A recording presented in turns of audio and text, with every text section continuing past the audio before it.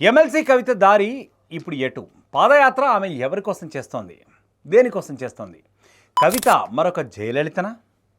జనంబాట తర్వాత కవిత నూతన పార్టీ పెట్టబోతోందా? ఆదిలాబాద్ నుంచి కవిత పోటీ చేయబోతోందా? ఒకవేళ పోటీ చేస్తే ఏ పార్టీ నుంచి చేస్తుంది ఆమె? బీఆర్ఎస్ నుంచి చేస్తుందా, లేకపోతే తాను పెట్టబోయే నూతన పార్టీ నుంచి పోటీ చేస్తుందా? జనంబాట తర్వాత గతంలో తాను ప్రకటించినట్లుగా వేరే పార్టీ ఏర్పాటు చేయబోతోందా కవిత? జనరల్గా ఇదే ప్రశ్నలు ఇప్పుడు తెలంగాణ వర్గాల్లో వినిపిస్తున్నాయి. ఎమ్మెల్సీ కవిత రాజకీయాల్లో మరోసారి చర్చకు సెంటర్ ఆఫ్ అట్రాక్షన్గా మారారు. ఇటీవల ప్రారంభించినటువంటి జనంబాట పాదయాత్రతో ఆమె మళ్ళీ రాజకీయాలు అంటే ప్రజల మధ్యలోకి వస్తూ కూడా రాజకీయ వాతావరణాన్ని మరింత హీటెక్కించారు. ఈ పాదయాత్ర ఎవరికి కోసం చేస్తున్నారు, అసలు ఎవరికి వ్యతిరేకంగా చేస్తున్నారు అనేది ఇప్పటికి కూడా రాజకీయ వర్గాల్లో చర్చనీయాంశంగానే మారిపోయింది.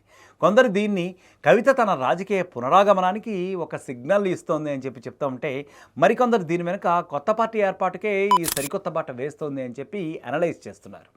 గతంలో కవితకు తెలంగాణ రాజకీయాల్లో మంచి గుర్తింపు లభించింది, మనకు తెలుసు. తెలంగాణ ఉద్యమ సమయంలో కవిత బతుకమ్మ పండుగను ప్రపంచ స్థాయికి తీసుకెళ్ళింది కూడా. అప్పట్లో టీఆర్ఎస్, ఇప్పుడు బీఆర్ఎస్ అనుకోండి, అప్పట్లో టీఆర్ఎస్ మహిళా ముఖ చిత్రంగా కూడా ఆమె నిలిచింది.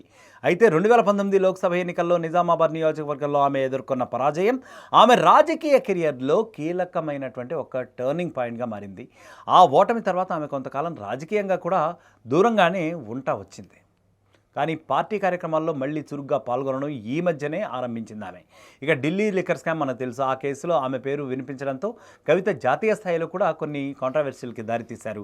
సిబిఐ, ఈడీ విచారణలకు హాజరైన సందర్భాలు ఆమె రాజకీయ ప్రస్థానాన్ని కూడా కొంత కష్టంగా మార్చేశాయి. అయినప్పటికీ కూడా ఆ ఆరోపణలను ఒక పొలిటికల్ కాన్స్పిరసీగా ఆమె పేర్కొంటూ నిరంతరం తన వైఖరిని నిలబెట్టుకునే ప్రయత్నం చేస్తున్నారు కవిత. ఇప్పుడు జనంబాట పాదయాత్ర ద్వారా కవిత మరొకసారి ప్రజల మధ్య ప్రత్యక్షం అవడం వెనుక ఉన్న పొలిటికల్ సిగ్నల్స్ ఏంటంటే చాలా క్లియర్గా కనిపిస్తున్నాయి.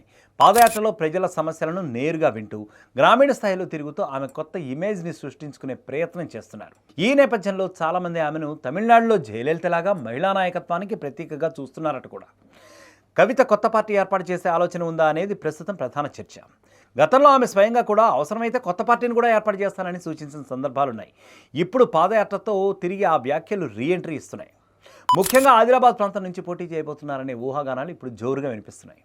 ఒకవేళ కవిత కొత్త పార్టీ ప్రారంభిస్తే టీఆర్ఎస్ అంటే భారత రాష్ట్ర సమితి ఏదైతే ఉందో ఇప్పుడు బీఆర్ఎస్, దీని భవిష్యత్తుపై కూడా దాని ప్రభావం ఖచ్చితంగా ఉంటుంది అనుకోవచ్చు. ముఖ్యంగా మహిళా ఓటర్స్లో ఆమెకున్న ఇమేజ్, తెలంగాణ ఉద్యమంలో ఆమె పాత్ర అనేది కొత్త పార్టీకి బలం చేకూర్చే అంశాలుగా కూడా ఉండవచ్చు. మొత్తానికి చూసుకుంటే కవిత రాజకీయ భవిష్యత్ అనేది ఇప్పుడు ఒక చాలా ఇంపార్టెంట్ మలుపులో ఉందని చెప్పచ్చు. జనంబాట యాత్ర తర్వాత ఆమె ఏ నిర్ణయం తీసుకుంటుందో, కొత్త పార్టీ ప్రకటిస్తుందా లేక మళ్ళీ బీఆర్ఎస్లోనే కీలక పాత్ర పోషిస్తుందా అన్నది మాత్రం సమయమే నిర్ణయించాలి. మరి లెట్స్ వెయిట్ అండ్ సీ.